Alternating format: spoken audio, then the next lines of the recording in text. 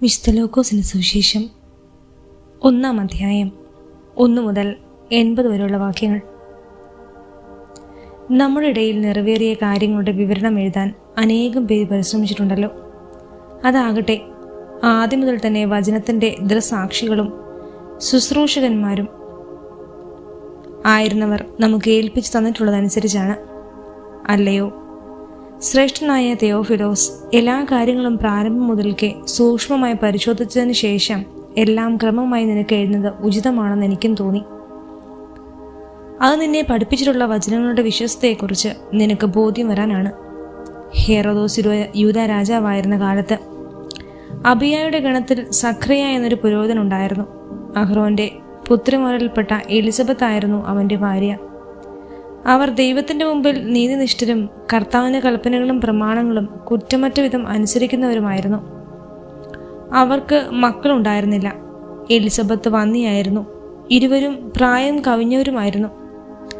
തന്റെ ഗണത്തിന് നിശ്ചയിക്കപ്പെട്ടിരുന്ന ക്രമം അനുസരിച്ച് ദൈവസന്നിധിയിൽ ശുശ്രൂഷ നടത്തിവരവേ പൗരോഹിത്യ വിധി പ്രകാരം കർത്താവിന്റെ ആലയത്തിൽ പ്രവേശിച്ച് ധൂപം സമർപ്പിക്കാൻ സഖറിയായ്ക്ക് കുറിവീണു. ധൂപാർപ്പണ സമയത്ത് സമൂഹം മുഴുവൻ വെളിയിൽ പ്രാർത്ഥിച്ചുകൊണ്ടിരുന്നു. അപ്പോൾ കർത്താവിന്റെ ദൂതൻ ധൂപപീഠത്തിന്റെ വലതുവശത്ത് നിൽക്കുന്നതായി അവന് പ്രത്യക്ഷപ്പെട്ടു. അവനെ കണ്ട് സഖറിയ അസ്വസ്ഥനാവുകയും ഭയപ്പെടുകയും ചെയ്തു. ദൂതൻ അവനോട് പറഞ്ഞു, സഖറിയ, ഭയപ്പെടേണ്ട. നിന്റെ പ്രാർത്ഥന കേട്ടിരിക്കുന്നു. നിന്റെ ഭാര്യ എലിസബത്തിൽ നിനക്കൊരു പുത്രൻ ജനിക്കും. നീ അവന് യോഹന്നാൻ എന്ന് പേരിടണം. നിനക്ക് ആനന്ദവും സന്തുഷ്ടിയും ഉണ്ടാകും. അനേകർ അവന്റെ ജനനത്തിൽ ആഹ്ലാദിക്കുകയും ചെയ്യും. കർത്താവിന്റെ സന്നിധിയിൽ അവൻ വലിയവനായിരിക്കും. വീഞ്ഞോ മറ്റ് ലഹരി പാനീയങ്ങളോ അവൻ കുടിക്കുകയില്ല. അമ്മയുടെ ഉദരത്തിൽ വച്ച് തന്നെ അവൻ പരിശുദ്ധാത്മാവിനാൽ നിറയും. ഇസ്രായേൽ മക്കളിൽ വളരെ പേരെ അവരുടെ ദൈവമായ കർത്താവിലേക്ക് അവൻ തിരികെ കൊണ്ടുവരും. പിതാക്കന്മാരുടെ ഹൃദയങ്ങളെ മക്കളിലേക്കും അനുസരണമില്ലാത്തവരെ നീതിമാന്മാരുടെ വിവേകത്തിലേക്കും തിരിച്ചുവിടാനും സജ്ജീകൃതമായ ഒരു ജനത്തെ കർത്താവിന് വേണ്ടി ഒരുക്കാനും ഏലിയായുടെ ചൈതന്യത്തോടും ശക്തിയോടും കൂടെ അവൻ കർത്താവിൻ്റെ മുമ്പേ പോകും. സഖറിയ ദൂതനോട് ചോദിച്ചു, ഞാനിത് എങ്ങനെ അറിയും? ഞാൻ വൃദ്ധനാണ്. എൻ്റെ ഭാര്യ പ്രായം കവിഞ്ഞവളുമാണ്. ദൂതൻ മറുപടി പറഞ്ഞു, ഞാൻ ദൈവസന്നിധിയിൽ നിൽക്കുന്ന ഗബ്രിയേലാണ്. നിന്നോട് സംസാരിക്കാനും സന്തോഷകരമായി ഈ വാർത്ത നിന്നെ അറിയിക്കാനും ഞാൻ അയക്കപ്പെട്ടിരിക്കുന്നു. യഥാകാലം പൂർത്തിയാകേണ്ട എൻ്റെ വചനം അവിശ്വസ്തത കൊണ്ട് നീ മൂകനായിത്തീരും. ഇവ സംഭവിക്കുന്നവരെ സംസാരിക്കാൻ നിനക്ക് സാധിക്കുകയില്ല.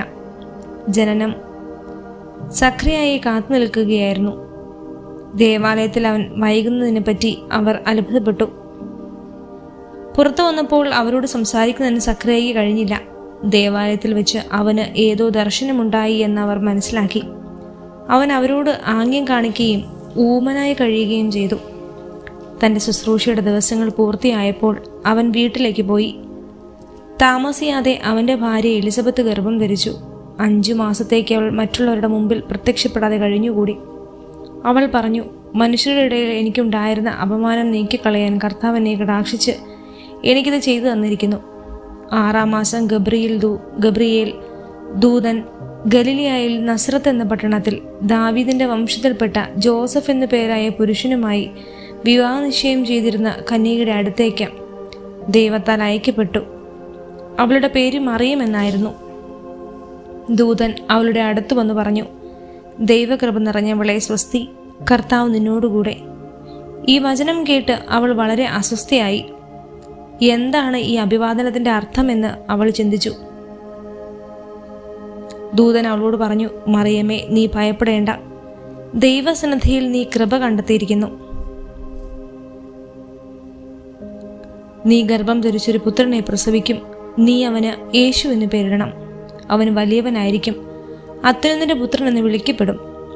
അവന്റെ പിതാവായ ദാവീദിന്റെ സിംഹാസനം ദൈവമായ കർത്താവ് അവന് കൊടുക്കും. യാക്കോബിന്റെ ഭവനത്തിൽ മേൽ അവൻ എന്നേക്കും ഭരണം നടത്തും. അവന്റെ രാജ്യത്തിന് അവസാനം ഉണ്ടാവുകയില്ല. മറിയം ദൂതനോട് പറഞ്ഞു, ഇതെങ്ങനെ സംഭവിക്കും? ഞാൻ പുരുഷനെ അറിയുന്നില്ലല്ലോ. ദൂതൻ മറുപടി പറഞ്ഞു, പരിശുദ്ധാത്മാവ് നിന്റെ മേൽ വരും. അത്യുന്നതന്റെ ശക്തി നിന്റെ മേൽ ആവസിക്കും. ആകയാൽ ജനിക്കാൻ പോകുന്ന ശിശു പരിശുദ്ധൻ ദൈവപുത്രൻ എന്ന് വിളിക്കപ്പെടും. ഇതാ, നിന്റെ ചാർച്ചക്കാരി വൃദ്ധയായ എലിസബത്തും ഒരു പുത്രനെ ഗർഭം ധരിച്ചിരിക്കുന്നു. വന്നി എന്ന് പറഞ്ഞിരുന്ന അവൾക്ക് ഇത് 6-ാം മാസമാണ്. ദൈവത്തിന് ഒന്നും അസാധ്യമല്ല. മറിയം പറഞ്ഞു, ഇതാ കർത്താവിൻ്റെ ദാസി, നിന്റെ വാക്ക് എന്നിൽ നിറവേറട്ടെ. അപ്പോൾ ദൂതൻ അവരുടെ മുമ്പിൽ നിന്ന് മറഞ്ഞു. ആ ദിവസങ്ങളിൽ മറിയം യൂദയായിലെ മലപ്രദേശത്തുള്ള ഒരു പട്ടണത്തിലേക്ക് തിടുക്കത്തിൽ യാത്ര പുറപ്പെട്ടു. അവൾ സഖറിയായുടെ വീട്ടിൽ പ്രവേശിച്ച് എലിസബത്തിനെ അഭിവാദനം ചെയ്തു. മറിയത്തിന്റെ അഭിവാദനം കേട്ടപ്പോൾ എലിസബത്തിന്റെ ഉദരത്തിൽ ശിശു കുതിച്ചു ചാടി. എലിസബത്ത് പരിശുദ്ധാത്മാവ് നിറഞ്ഞവളായി. അവൾ ഉദ്ഘോഷിച്ചു, നീ സ്ത്രീകളിൽ അനുഗ്രഹീതയാണ്, നിന്റെ ഉദരഫലവും അനുഗ്രഹീതം. എൻ്റെ കർത്താവിൻ്റെ അമ്മ എൻ്റെ അടുത്ത് വരാനുള്ള ഈ ഭാഗ്യം എനിക്ക് എവിടെ നിന്ന്? ഇതാ നിന്റെ അഭിവാദന സ്വരം എൻ്റെ ചെവികളിൽ പതിച്ചപ്പോൾ ശിശു എൻ്റെ ഉദരത്തിൽ സന്തോഷത്താൽ കുതിച്ചു ചാടി. കർത്താവ് അവരോട് ചെയ്ത കാര്യങ്ങൾ നിറവേറുമെന്ന് വിശ്വസിച്ചവൾ ഭാഗ്യവതി. മറിയം പറഞ്ഞു, എൻ്റെ ആത്മാവ് കർത്താവിനെ മഹത്വപ്പെടുത്തുന്നു. എൻ്റെ ചിത്തം എൻ്റെ രക്ഷകനായ ദൈവത്തിൽ ആനന്ദിക്കുന്നു. അവിടുന്ന് തൻ്റെ ദാസിയുടെ താഴ്മയെ കടാക്ഷിച്ചു. ഇപ്പോൾ മുതൽ സകല തലമുറകളും എന്നെ ഭാഗ്യവതി എന്ന് പ്രകീർത്തിക്കും. ശക്തനായവൻ എനിക്ക് വലിയ കാര്യങ്ങൾ ചെയ്തിരിക്കുന്നു. അവിടുത്തെ നാമം പരിശുദ്ധമാണ്. അവിടുത്തെ ഭക്തരുടെ മേൽ തലമുറകൾ തോറും അവിടുന്ന് കരുണ വർഷിക്കും. അവിടുന്ന് തൻ്റെ ഭുജം കൊണ്ട് ശക്തി പ്രകടിപ്പിച്ചു. ഹൃദയവിചാരത്തിൽ അഹങ്കരിക്കുന്നവരെ ചിതറച്ചു. ശക്തന്മാരെ സിംഹാസനത്തിൽ നിന്ന് മറച്ചിട്ടു. എളിയവരെ ഉയർത്തി. വിശക്കുന്നവരെ വിശിഷ്ട വിഭവങ്ങൾ കൊണ്ട് സംതൃപ്തരാക്കി. സമ്പന്നരെ വെറും കൈയോടെ പറഞ്ഞയച്ചു. തൻ്റെ കാരുണ്യം അനുസ്മരിച്ചുകൊണ്ട് അവിടുന്ന് തൻ്റെ ദാസനായ ഇസ്രായേലിനെ സഹായിച്ചു.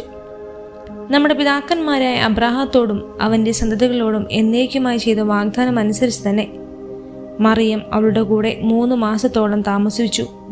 പിന്നെ വീട്ടിലേക്ക് മടങ്ങി. എലിസബത്തിന് പ്രസവ സമയമായി. അവളൊരു പുത്രനെ പ്രസവിച്ചു. കർത്താവ് അവളോട് വലിയ കാരുണ്യം കാണിച്ചിരിക്കുന്നു എന്ന് കേട്ട അയൽക്കാരും ബന്ധുക്കളും അവളോട് സന്തോഷിച്ചു. 8-ാം ദിവസം അവർ ശിശുവിൻ്റെ പരിച്ഛേദനത്തിന് വന്നു. പിതാവിൻ്റെ പേരനുസരിച്ച് സഖ്രിയ എന്ന് അവന് പേര് നൽകാൻ അവർ ആഗ്രഹിച്ചു. എന്നാൽ ശിശുവിൻ്റെ അമ്മ അവരോട് പറഞ്ഞു, അങ്ങനെയല്ല, അവൻ യോഹന്നാൻ എന്ന് വിളിക്കപ്പെടണം. അവർ അവളോട് പറഞ്ഞു, നിന്റെ ബന്ധുക്കളിൽ ആർക്കും ഈ പേരില്ലല്ലോ. ശിശുവിന് എന്ത് പേര് നൽകാനാണ് ആഗ്രഹിക്കുന്നതെന്ന് അവൻ്റെ പിതാവിനോട് അവർ ആംഗ്യം കാണിച്ച് ചോദിച്ചു. അവർ എഴുത്തുപലക വരുത്തി അതിലെഴുതി, യോഹന്നാൻ എന്നാണ് അവൻ്റെ പേര്. എല്ലാവരും അത്ഭുതപ്പെട്ടു. തക്ഷണം അവൻ്റെ വായ് തുറക്കപ്പെട്ടു. നാവ് സ്വതന്ത്രമായി. അവൻ ദൈവത്തെ വാഴ്ത്തിക്കൊണ്ട് സംസാരിക്കാൻ തുടങ്ങി. അയൽക്കാർക്കെല്ലാം ഭയമുണ്ടായി. യൂദയായിലെ മലനാട്ടിലെങ്ങും ഈ സംഗതികൾ സംസാര വിഷയമാവുകയും ചെയ്തു. കേട്ടവരെല്ലാം ഈ ശിശു ആരായി തീരുമെന്ന് ചിന്തിച്ചു തുടങ്ങി. കർത്താവിൻ്റെ കരം അവനോടുകൂടെ ഉണ്ടായിരുന്നു.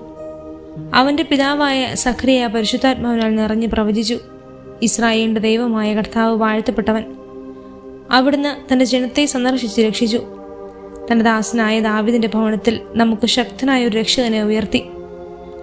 ആദ്യം മുതൽ തൻ്റെ വിശുദ്ധന്മാരായ പ്രവാചകന്മാരുടെ അധരങ്ങളിലൂടെ അവിടുന്ന് അരുളി ചെയ്തതുപോലെ ശത്രുക്കളിൽ നിന്ന് നമ്മെ വെറുക്കുന്നവരുടെ കയ്യിൽ നിന്നും നമ്മെ രക്ഷിക്കാനും നമ്മുടെ പിതാക്കന്മാരോട് വാഗ്ദാനം ചെയ്ത കാരുണ്യം നിവർത്തിക്കാനും നമ്മുടെ പിതാവായ അബ്രാഹത്തോട് ചെയ്ത അവിടുത്തെ വിശുദ്ധമായ ഉടമ്പടി അനുസ്മരിക്കാനും ശത്രുക്കളുടെ കൈകളിൽ നിന്ന് വിമോചിതരായി നിർഭയം പരിശുദ്ധിയിലും നീതിയിലും എപ്പോഴും അവിടുത്തെ മുമ്പിൽ ശുശ്രൂഷ ചെയ്യാനും വേണ്ട അനുഗ്രഹം നമുക്ക് നൽകാനുമായിട്ടാണിത്.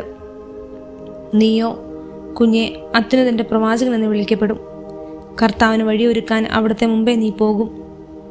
അത് അവിടുത്തെ ജനത്തിന് പാപമോചനം വഴിയുള്ള രക്ഷയെക്കുറിച്ച് അറിവ് കൊടുക്കാനും നമ്മുടെ ദൈവത്തിൻ്റെ കാരുണ്യത്തിൻ്റെ ഏകതം കൊണ്ട് ഉയരത്തിൽ നിന്നുള്ള ഉദയരശ്മി നമ്മെ സന്ദർശിക്കുമ്പോൾ ഇരുളിലും മരണത്തിൻ്റെ നിഴലിലും ഇരിക്കുന്നവർക്ക് പ്രകാശം വീശാനും സമാധാനത്തിൻ്റെ മാർഗത്തിലേക്ക് നമ്മുടെ പാദങ്ങളെ നയിക്കാനും വേണ്ടിയാണ്.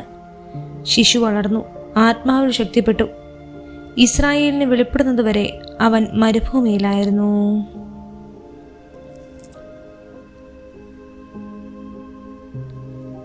വിശുദ്ധ ലൂക്കോസിന്റെ സുവിശേഷം 2-ാം അധ്യായം 1 മുതൽ 52 വരെയുള്ള വാക്യങ്ങൾ.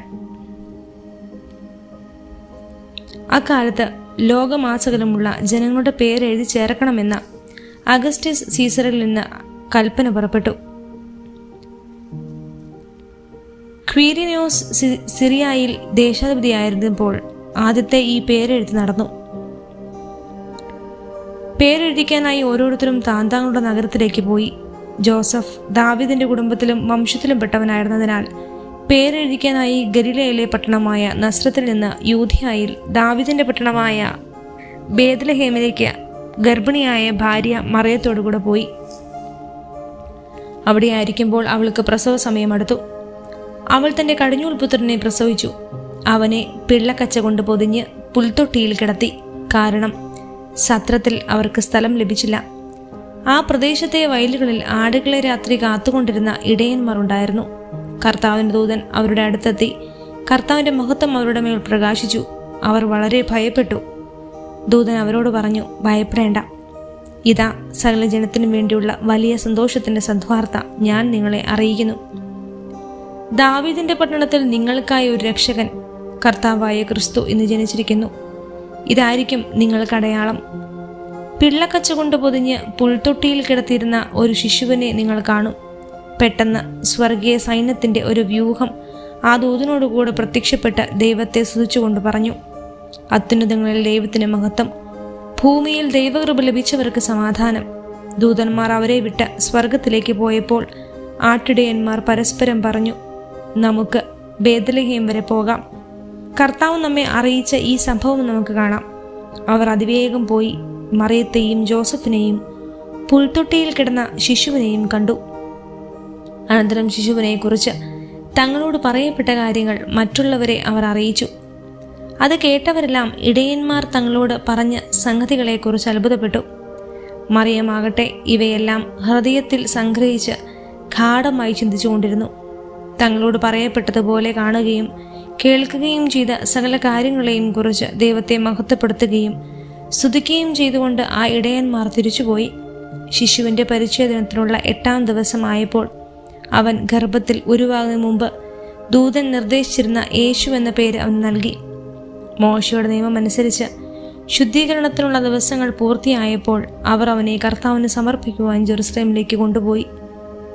കടിഞ്ഞൂൽ പുത്രന്മാരെയും കർത്താവിൻ്റെ പരിശുദ്ധനെന്ന് വിളിക്കപ്പെടണമെന്നും 1 ജോഡി ചെങ്ങാലുകളെയോ 2 പ്രാവൻ കുഞ്ഞുങ്ങളെയോ ബലി അർപ്പിക്കണമെന്നും കർത്താവിൻ്റെ നിയമത്തിൽ പറഞ്ഞിരിക്കുന്നതനുസരിച്ചാണ് അവർ അങ്ങനെ ചെയ്തത്. ജെറുസലേമിൽ ശിമയോൻ എന്നൊരുവൻ ജീവിച്ചിരുന്നു. അവൻ നീതിമാനും ദൈവഭക്തനും ഇസ്രായേലിന്റെ ആശ്വാസം പ്രതീക്ഷിച്ചിരുന്നവനുമായിരുന്നു. പരിശുദ്ധാത്മാവ് അവന്റെ മേലുണ്ടായിരുന്നു.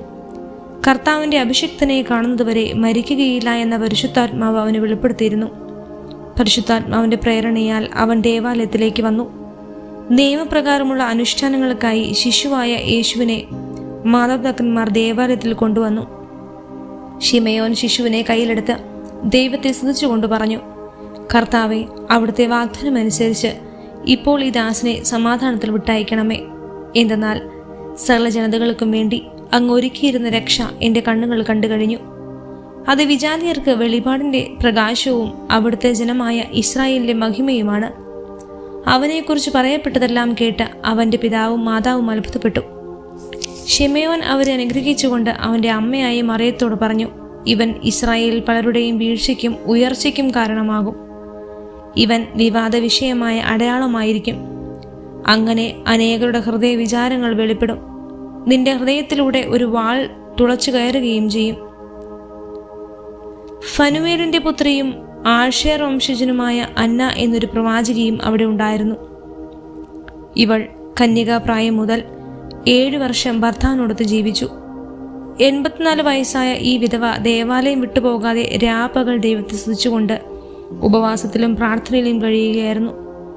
അവൾ അപ്പോൾ തന്നെ മുമ്പോട്ട് വന്ന് ദൈവത്തെ സ്തുതിക്കുകയും ജെറുസലേമിൽ രക്ഷ പ്രാപിച്ചുകൊണ്ടിരുന്ന എല്ലാവരോടും ശിശുവിനെക്കുറിച്ച് സംസാരിക്കുകയും ചെയ്തു. കർത്താവിന്റെ നിയമപ്രകാരം എല്ലാം നിവർത്തിച്ചത് ശേഷം അവർ സ്വനഗരമായ ഗലീലയിലെ നസ്രത്തിലേക്ക് മടങ്ങി. ശിശു വളർന്നു. ജ്ഞാനം നിറഞ്ഞ ശക്തനായി ദൈവത്തിന്റെ കൃപ അവന്റെ മേലുണ്ടായിരുന്നു. യേശുവിന്റെ മാതാപിതാക്കന്മാർ ആണ്ടുതോറും പെസഹ തിരുനാളിന് ജെറുസലേമിൽ പോയിരുന്നു. അവന് 12 വയസ്സായപ്പോൾ പതിവനുസരിച്ച് അവർ തിരുനാളിന് പോയി. തിരുനാൾ കഴിഞ്ഞ് അവർ മടങ്ങിപ്പോന്നു. എന്നാൽ ബാലനായ യേശു ജെറുസലേമിൽ തങ്ങി. മാതാപിതാക്കന്മാർ അറിഞ്ഞില്ല. അവർ യാത്രാസംഘത്തിന്റെ കൂടെ കാണുമെന്ന് വിചാരിച്ച് അവർ ഒരു ദിവസത്തെ വഴി പിന്നിട്ടു. ബന്ധുക്കളുടെയും പരിചാരകരുടെയും ഇടയിൽ അന്വേഷിച്ചിട്ട് കാണാകിയാൽ യേശുവിനെ തിരക്കി അവർ ജെറുസലേമിലേക്ക് തിരിച്ചുപോയി. 3 ദിവസങ്ങൾക്ക് ശേഷം അവർ അവനെ ദേവാലയത്തിൽ കണ്ടെത്തി. അവൻ ഉപാധ്യാനന്മാരുടെ ഇടയിലിരുന്ന് അവർ പറയുന്നത് കേൾക്കുകയും അവരോട് ചോദ്യങ്ങൾ ചോദിക്കുകയും ചെയ്യുകയായിരുന്നു. കേട്ടവരെല്ലാം അവൻ്റെ ബുദ്ധിശക്തിയിലും മറുപടിയിലും അത്ഭുതപ്പെട്ടു. അവനെ കണ്ടപ്പോൾ മാതാക്കൾ വിസ്മയിച്ചു. അവൻ്റെ അമ്മ അവനോട് പറഞ്ഞു, മകനെ, നീ ഞങ്ങളോട് ഇങ്ങനെ ചെയ്തത് എന്ത്? നിന്റെ പിതാവും ഞാനും ഉത്കണ്ഠയോടെ നിന്നെ അന്വേഷിക്കുകയായിരുന്നു. അവൻ അവരോട് പറഞ്ഞു, നിങ്ങൾ എന്തിനാണ് എന്നെ അന്വേഷിച്ചത്? ഞാൻ എൻ്റെ പിതാവിൻ്റെ കാര്യങ്ങളിൽ വ്യാപൃതനായിരിക്കേണ്ടതെന്ന് നിങ്ങൾ അറിയുന്നില്ലേ? അവൻ തങ്ങളോട് പറഞ്ഞു എന്തെന്ന് അവർ ഗ്രഹിച്ചില്ല. പിന്നെ അവൻ അവരോടൊപ്പം പുറപ്പെട്ട് നസ്രത്തിൽ വന്ന് അവർക്ക് വിധേയനായി ജീവിച്ചു. അവൻ്റെ അമ്മ ഇക്കാര്യങ്ങളെല്ലാം ഹൃദയത്തിൽ സംഗ്രഹിച്ചു. യേശു ജ്ഞാനത്തിലും പ്രായത്തിലും ദൈവത്തിൻ്റെയും മനുഷ്യരുടെയും പ്രീതിയിൽ വളർന്നു വന്നു.